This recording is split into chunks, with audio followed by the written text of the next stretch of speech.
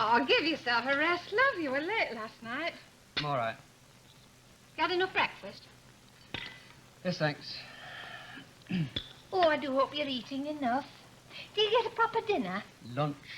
Oh, yes, lunch. Mum, will you stop worrying? I've told you 100 times the food's marvellous and I eat like a horse. Oh, I'm not worrying, but you use up such a lot of energy with all that studying and you've got to put it back somehow. Yes, Mum. Oh, that's a bit of pause.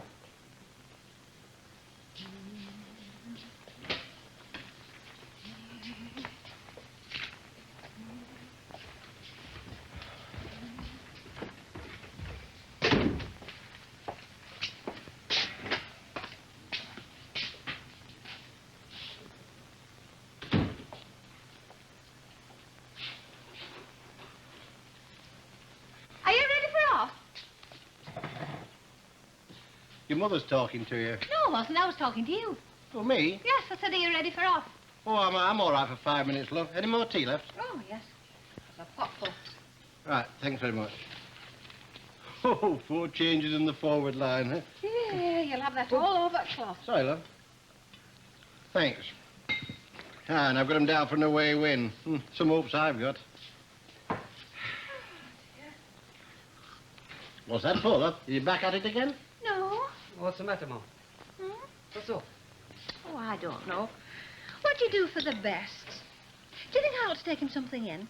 Who are you talking about? Mr. Tatlock, do you think I ought to take him a bit of breakfast in? He won't be up yet. Well, up or not, it makes no difference. Now, just you listen to me, Ida. Look, stop bothering your head about the old chap. I mean, you've got a family of your own to look after. Well, on top of that, you know, you're working yourself. Well, it was only a bite to eat. I don't care what it is. Here you are, worrying yourself sick over him, and his own daughter, not 5 miles away, won't lift a finger. Well, you know how she's fixed, Frank. You remember how it was when our children were little, and she's got 2 as well. She can't be expected to come running up here every 5 minutes. Well, she doesn't have to. I mean, she could have him living with her if she wanted to. He wouldn't go. Oh, go on, that's right. Go on, side with your mother. You wouldn't mind if she puts herself in bed, would you? Oh, there we go again. Of course I care about Mum, but that doesn't mean I don't know why Mr. Tatlock won't go and live with his daughter. Oh, I see. You know that, do you? Would you kindly explain to me, Professor, because I'm ignorant in such matters? Yes, you're... Go on, say it. Go on, get it off your chest. I'm ignorant in most matters. Go on, say it. Oh, Frank, for heaven's sake, don't start all that again. And if you don't hurry up, you'll be late for work. Oh, work can wait. That's not important. We can't let this son of ours go off to university with somewhat unsaid. No, I mean, Dad. it might unsettle him for the day. Dad, That's quite enough from the both of you. I haven't said a word. No, it's not what you say, young man. It's what's behind those looks of yours. But I'll tell you this for a start. And I'll tell you something, Frank Barlow.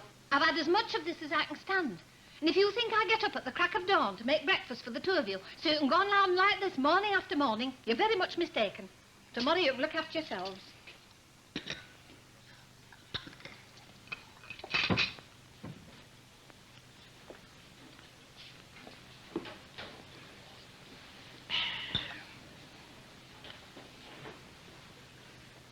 I've got an early lecture and I said I'd meet the crowd for a coffee before I went in. Well, see you come back in a better frame of mind.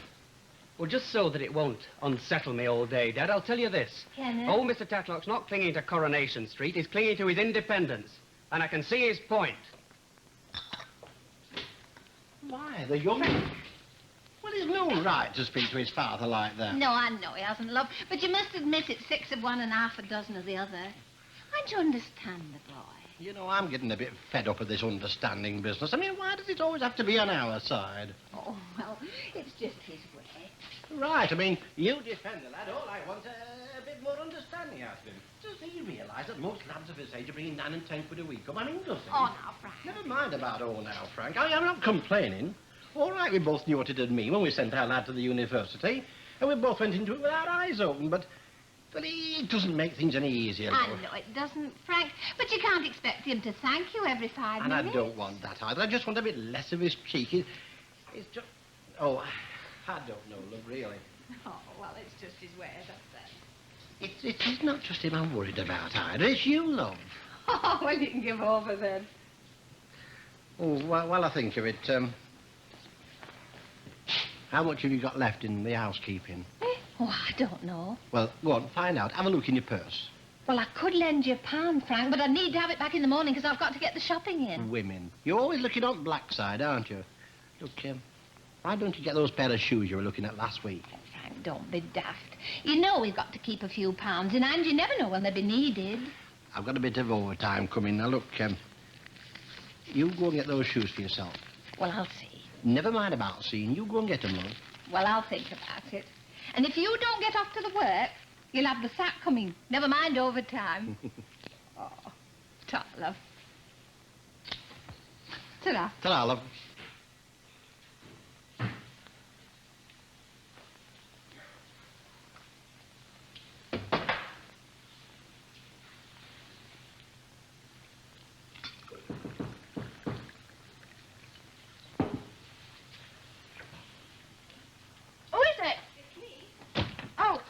Hello, love. How are you? I'm all right. Look, I'm taking a skirt. What time is it? Oh, it's 20 past. Oh, thank heavens for that. The clock stopped. I thought I was late. Look, I'm taking a skirt to the cleaners. I could pick up your coat while I'm there, if you like. Did I give you the ticket, or did I keep it? No, it's in my bag. How much did you say it'd be? 7 and 6, but there's no need to give me the money now. Oh, I'll get it over and done with. There's the ticket anyway. Oh, 4 and 9. Thank heavens, it's payday. Well, I told you not to bother. No, it's all right. I've got it here somewhere. 7 and 6. Mm-hmm. Right, they are. Marvellous. Oh, what had happened about that bill you were telling me about? You know, the one from the plumbers. Oh, that gets funnier and funnier, that does. Well, was it a mistake? Well, that's what's so funny. I saw the lad from Shorrock, sis. First of all, he said it was outstanding in their books, and then he took it away to check with him. Now, what he did that for, I don't know. Well, because you told him it had been paid, I suppose. Oh, it's never been paid, Esther. The more I thought about it, the more I realised it hadn't. I mean, my mother never left the house hardly when she came out from hospital, and all the letters she wrote, I posted for her. Are you sure you didn't pay for it yourself? Come off it. If I'd parted with £1 1 and threatened, I'd have remembered. Don't fret yourself. Or is it as bad as that? What? Oh, come on, don't make it even more difficult for me. I'm talking about money. Oh, that could be better. Not getting all the insurance money I expect set me back a bit. Yeah, I bet it did. Ron Bailey was telling me about the trouble you'd had. Oh, was he? Well, he should keep my business to himself. Oh, don't be silly. There's no harm in him talking to me. He was very sorry about it. So was I. Ah, well, being sorry doesn't get the bills paid. Oh, I don't mean you, Esther. I mean him. Still, I don't suppose it was anybody's fault, really. It's just that everything's happened at once. The mess with the plumbers, the insurance, and on top of everything, I had to take my record player back yesterday. Oh, why? Never, never. And that's when I'm going to get it. Can't even cheer myself up with Elvis. Get me? I'm beginning to sound just like Ina Sharp. Oh, now, look, be serious for a minute. Do you want to borrow some money? No, Esther. It wouldn't be much, but I could let you have a few pounds. And don't worry about me. It so happens that, I've got prospect. Oh, what's this?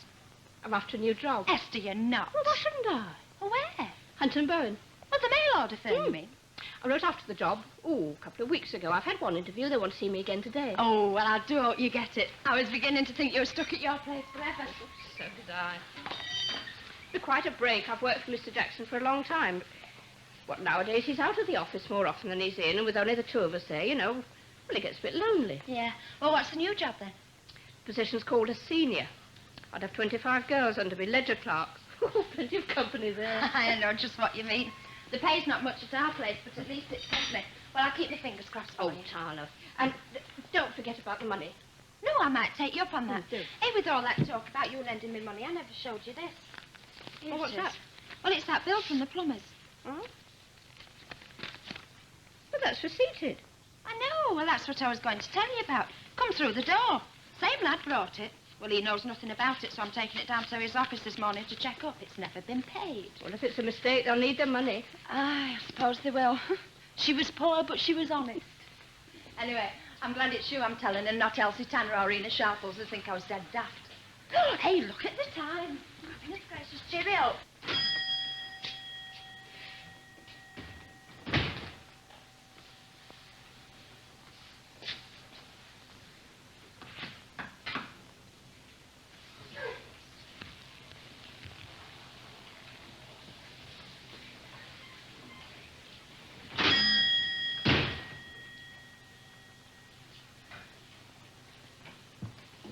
Hello, Harry. Hello. Hope I haven't kept you long. No, just come in.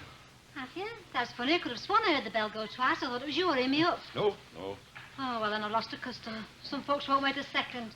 I've got to do a bit of washing sometimes, and I can't come up with suds up to my elbows, can I? Now. I just want some fags, love. 10 will do. Oh, by the way, I've got them filter tips. Oh, for have you? folks. Oh, I'll have 20 then, please. I'm learning fast, aren't I? Oh, yeah, that's becoming a proper saleswoman. Aim to please is my motto. That's easy enough, you know. I went to Abel's yesterday. That scruffy little shop near the wreck.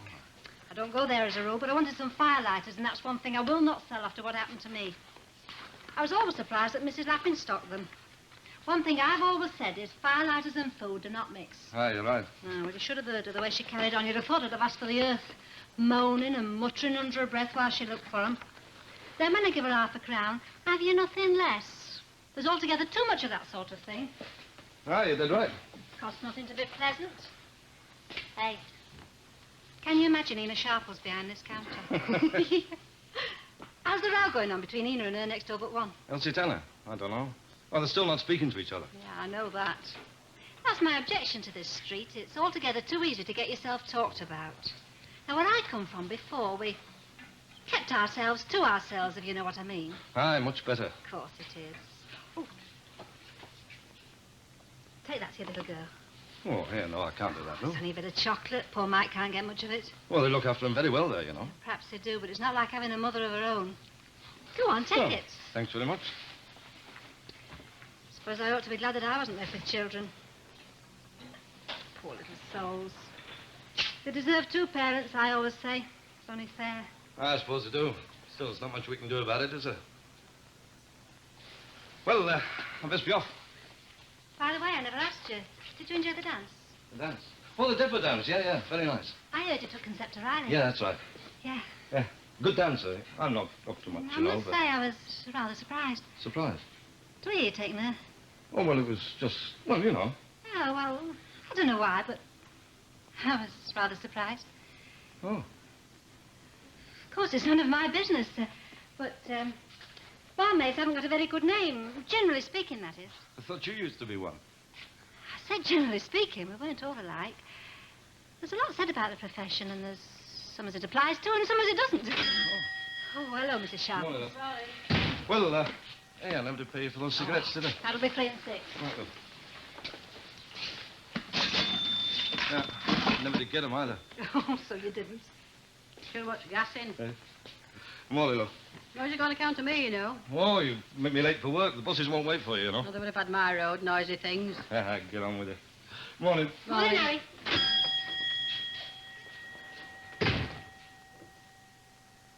Now, Mrs. Sharples, what can I do for you? You want to get rid of me fast, but different I was wearing trousers, wouldn't it? You've got a card in your window. Fur-lined leather boots, hardly worn. 5 shillings a fly within. Yes? Who's selling?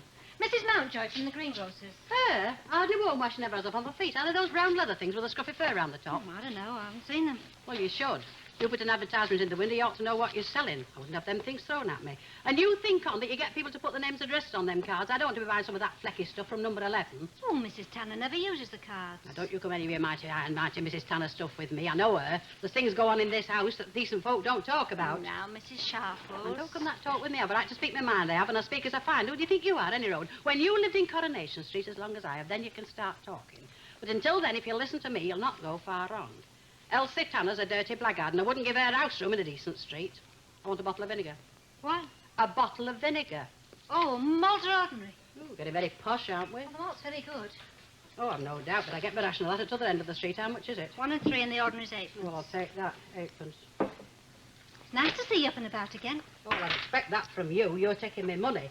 But there's plenty in Coronation Street who'd have been glad to see me go. Oh, no. Oh, yes, I could name you a dozen who'd been singing hymns of praises while they were scattering the ashes in the garden of remembrance. Oh, I wouldn't go so far as to say that.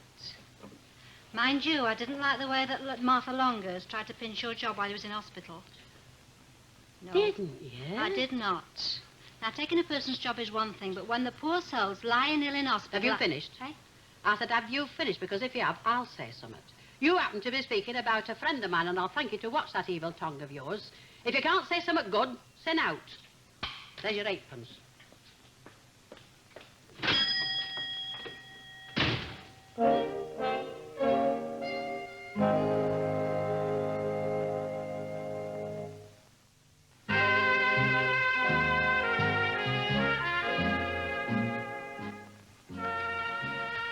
Can I have an extra one? Oh, I'm sorry, love. I've just sold the last. Can I give you something? I want the same as her. I'll have one of them almond slices. What did you get the other day? Oh, Well, I can't got two pair of hands at once, you know. Love, and will you make less noise, please? I remember to go outside. Can't hear myself think. Now then, there's your balm cake. Now then, what did you want? An almond slice? Do you want an almond slice too? Well, I don't know. Oh, well, make up your mind, love. What can I get you? Oh, it's all right. I'm not in a hurry. Go on, you can serve him. Well, Meat and potato pie, no meat and please. potato Friday. Out meat Oh, pie, no. steak and kidney. Steak and kidney, then. Right. I didn't know he was going to be this long. What are you worrying about? Wouldn't I going after him any day? Hey, shut up. He's heard you. Never seen him in the palace, have you? No. Hey, stop it. Do you go up the palace? Used to. Mashing on Saturday nights, isn't it, Glenny? Oh, yeah. Come tomorrow. You can take me home. Shut up, you. There's your pile of that banana. Right, thanks.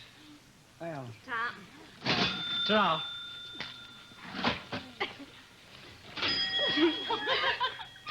Get that smile, kid. Come on, lovesick. What sort of cake do you want? Oh, I haven't made my mind up yet. How about one of these? Hello. Look, hey, I wanted to have a word with you. Can you spare me a minute? Yeah. Oh, come in then.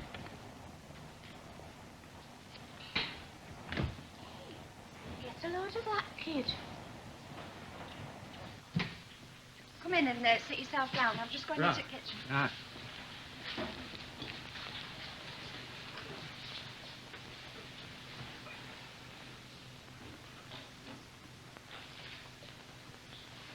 You'll have neighbours talking. Well, let them talk. It's what you do, not what they say you do. That's all you're having? That's all I want, thank you. Do you want a cup of tea? If you make it one, yeah, Oh, thanks. Here, put your pie on this plate before you burn yourself. Yeah, ta. A knife and fork here.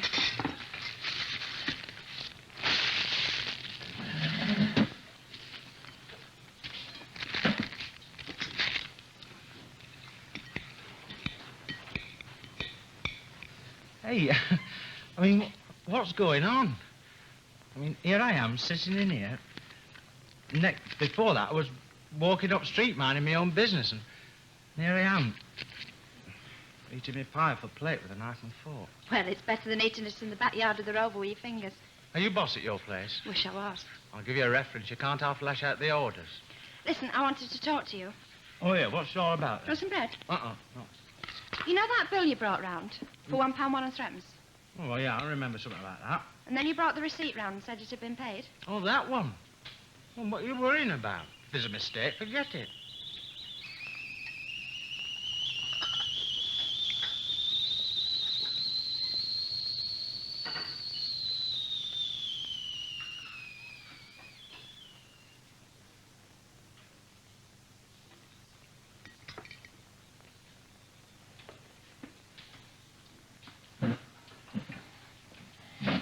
Look, I think I'll make an early start. Thanks, Sit Flo. down. Oh, good too. She's at it again. Sit down and do as you're told.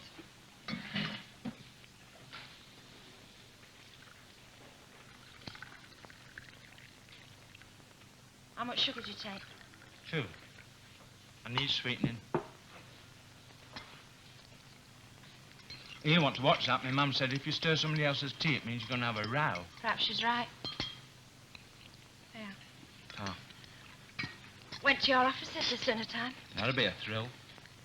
They said they'd have the money all right. Smash him? They said you'd gone in with a tale that I'd given it to you. Well, perhaps you had. Now, what'd you tell him that for? Well, maybe I thought I wanted to. Oh.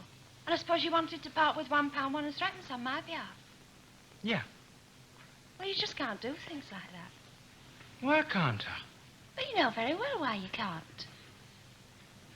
Drink your tea. I'm going to pay you back. You know that, don't you? All right. 3 a week. Oh, it's not funny. Never said it was. You want us to pay me back? All right, then, you can. I mean, what are you mithering about? After all, it's only a lousy quid. Well, I suppose the quid isn't much to you, Yeah, but I... it's chicken feed. Perhaps I like chucking my money about. Oh, do you? Well, don't chuck it at me. I don't like it. All right. You want us to pay me back? You start tonight. Well, I'll have my wages, so that's... I'm not talking about money. Here. What's these? The tickets for a jazz concert downtown. It's Johnny Dankworth. I'm not paying you back that way. What you talking about? Oh, wait a minute. Look, it's a concert in a big hall, and there'll be hundreds of people there, all round us. Very well what it is. Are you coming? No, I don't think so. What you scared of? Well, I'd want to come straight home. All right, then. We'll have oysters and champagne at the Midnight Club, and then my chauffeur will bring you right back here. Oh, of course, if that's how you feel about it, you may as well.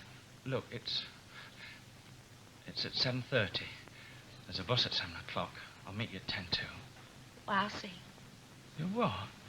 Look, it's tonight. The concert's tonight. When are you going to let me know? Sometime next week? Oh, of course. Suppose if I let you down at the last minute, you wouldn't have time to find another girl to go with you, would you? I don't want another girl. Well, you've got 2 tickets. Look, I got them from a lad I work with. His father happens to work at this place where they're holding this concert, and that's a Oh, well, then it gospel won't hurt you if I don't go with you, will it? Look, you best be getting off now. Yeah. Yeah. Right. Well, thanks for the tea and the plate and the knife and fork and the bread and butter, what I never had. You're welcome. Something else? 10:07.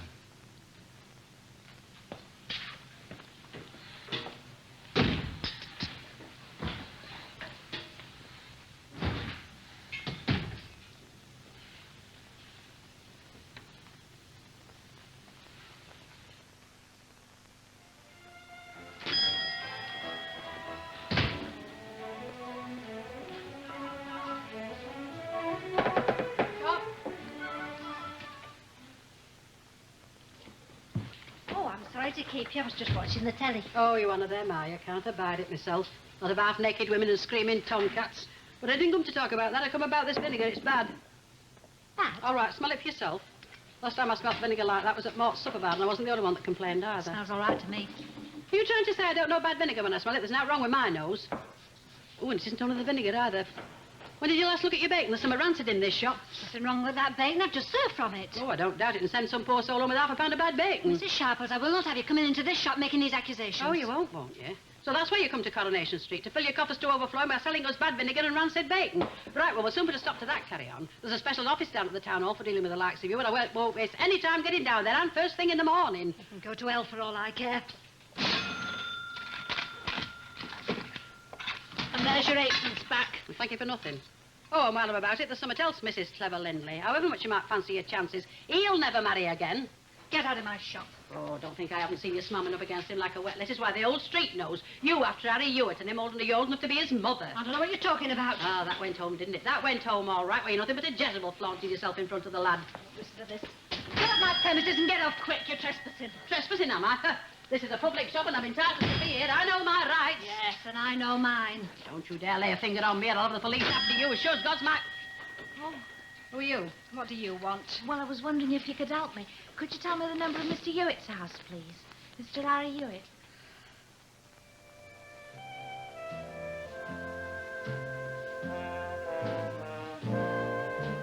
Hormones are rampaging through the street, if they were called that back then, as Florrie is after Harry Hewitt. However, she is not alone. They're just wild about Harry. More classic Corrie next here on Granada Plus.